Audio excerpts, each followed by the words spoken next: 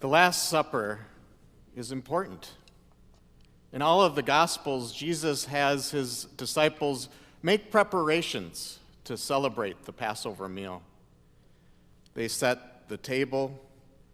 They make sure to have the elements of the Passover meal: unleavened bread, wine, bitter herbs, to remind them of the Passover itself, of how God freed the Hebrew people from their bondage in Egypt.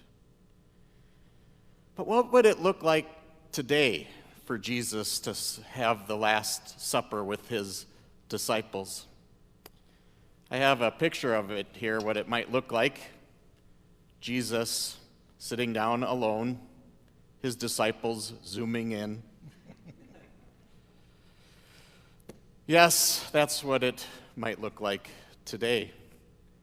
So how do we celebrate and remember Jesus' Last Supper when normally we are together celebrating the Lord's Supper, but now we are apart?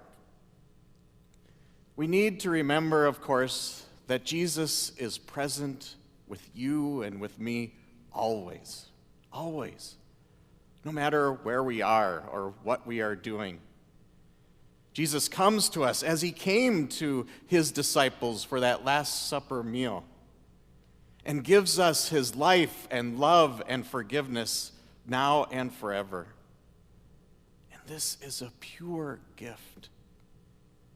There's nothing we do to earn that gift. It is a pure gift. Jesus coming to be present with us, to give us that strength and hope and peace that we need always, but especially now. You know, it's interesting, in John's gospel, right from the beginning, Jesus is known as the Word that becomes flesh and dwells among us. There is power in Jesus' presence in many ways, in, of course, Holy Communion, but also in Jesus' word.